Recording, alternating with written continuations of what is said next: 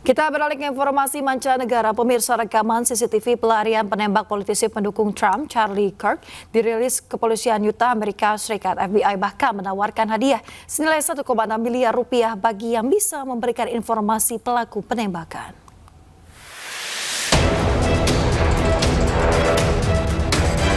Rekaman CCTV menunjukkan tersangka melarikan diri dari lokasi kejadian.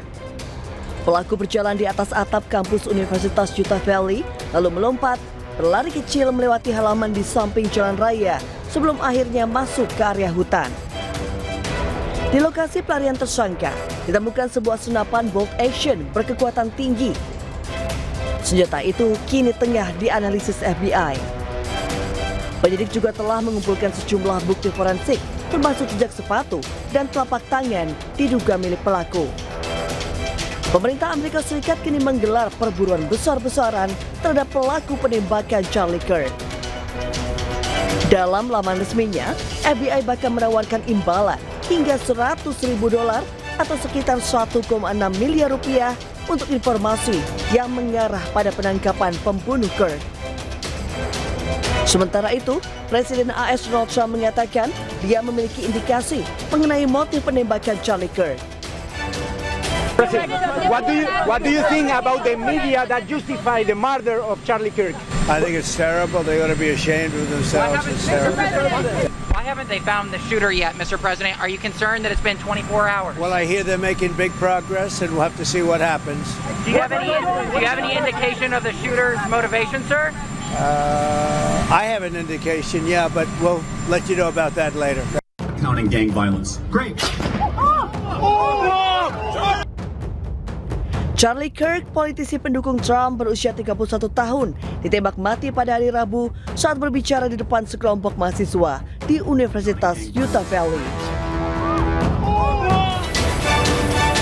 Kirk sempat dilarikan ke rumah sakit, namun dinyatakan meninggal beberapa jam kemudian.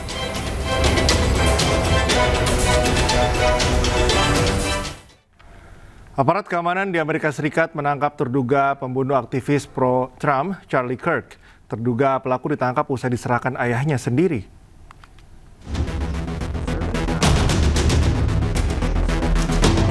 Pihak berwenang di Amerika Serikat telah menangkap pelaku pembunuhan influencer konservatif Charlie Kirk yang terjadi pada Rabu lalu di Universitas Utah Valley. Tyler Robinson, seorang mahasiswa 22 tahun, diserahkan ayahnya sendiri, seorang veteran penegak hukum, kepada pihak berwenang. Sebelumnya, ia mengenali anaknya sebagai orang yang dicari polisi dan membujuk Tyler untuk menyerahkan diri. Sementara itu, Presiden Amerika Serikat Donald Trump berharap Tyler segera dinyatakan bersalah dan dihukum mati. With a high degree of certainty, we have him. In custody, right? In custody, everyone did a great job. We worked with the local police, the governor, everybody did a great job. Terduga pembunuh Charlie Kirk, Tyler Robinson, dibesarkan sebagai seorang Kristen Mormon yang taat. Namun, ia justru melepaskan tembakan mematinya ke Kirk hanya beberapa saat setelah influencer konservatif itu memuji gereja Mormon. Pemirsa, di Sydney, Australia, ratusan orang berbondong-bondong ke sebuah taman untuk memberikan penghormatan terakhir kepada Charlie Kirk.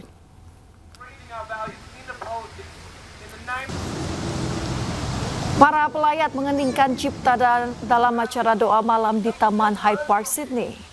Mereka juga menyuarakan kemarahan atas kematian Kirk. Acara ini diselenggarakan oleh Turning Point Australia, sebuah organisasi yang didirikan oleh Charlie Kirk. Charlie Kirk merupakan influencer konservatif yang menginspirasi generasi muda untuk mendukung Trump pada tahun 2024. Presiden Amerika Serikat Donald Trump dan Ibu Negara Melania Trump menghadiri acara peringatan 24 tahun serangan 9/11 di pemakaman Arlington National di Washington DC pada Kamis waktu setempat. Ladies and gentlemen, the President of the United States.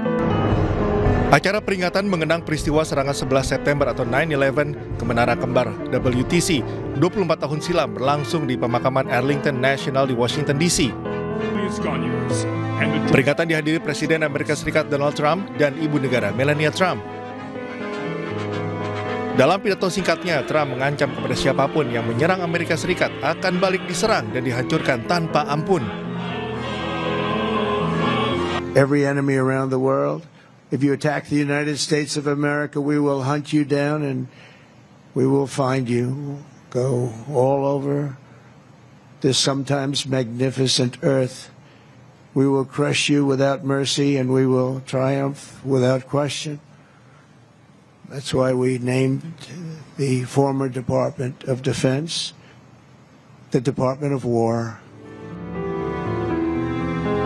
Peristiwa 11 September 2001 menjadi tragedi berdarah dalam sejarah Amerika Serikat.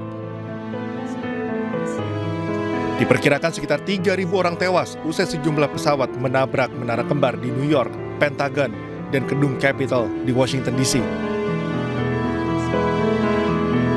Peristiwa tersebut masih menjadi kontroversi dan hingga kini terus diperdebatkan karena banyak kejanggalan teknis, motif politik, hingga minimnya transparansi. Pemirsa, pejuang Palestina menargetkan tentara dan kendaraan militer Zionis Israel di tengah kota Jabalia, Gaza Utara. 4 tentara Israel dilaporkan tewas. Seperti inilah rekaman detik-detik serangan yang dilakukan oleh pejuang Hamas sebagai rangkaian operasi Tongkat Musa yang dirilis oleh Brigade Al-Qassam. Pejuang Palestina menargetkan tank Israel. Mereka dengan menetapkan bom fidai di dalam kabin kemudi tank tersebut. Akibatnya tank tersebut terbakar dan 4 orang tentara Israel dilaporkan tewas dalam kejadian ini.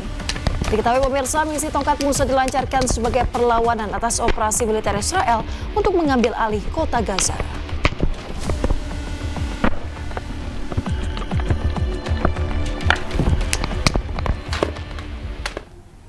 Kerumunan warga Tunisia berkumpul pada Rabu malam di pelabuhan Sidi Bou Said untuk mengucapkan selamat tinggal kepada kapal-kapal global Sumut Flotilla yang hendak menuju Gaza. Namun keberangkatan kembali terpaksa ditunda akibat cuaca buruk.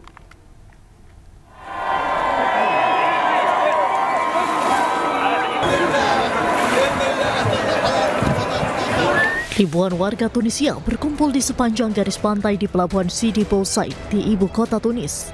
Mereka melambaikan bendera Tunisia dan Palestina serta menyalakan suar untuk mengucapkan selamat tinggal kepada kapal-kapal global Sumut Flotilla yang akan berangkat menuju ke Gaza.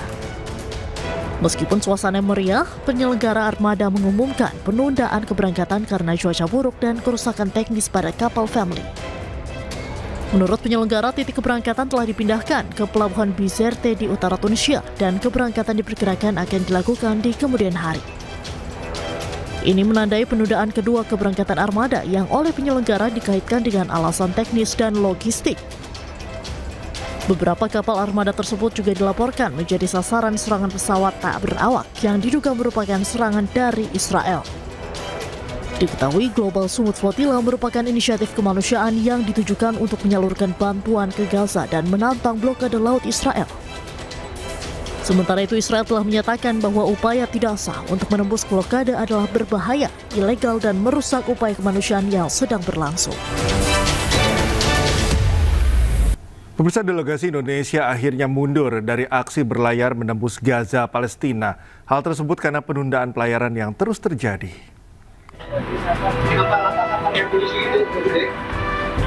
Delegasi Indonesia Global Peace Convoy menarik diri dari armada Global Sumut Flotilla yang berlayar ke Gaza, Palestina.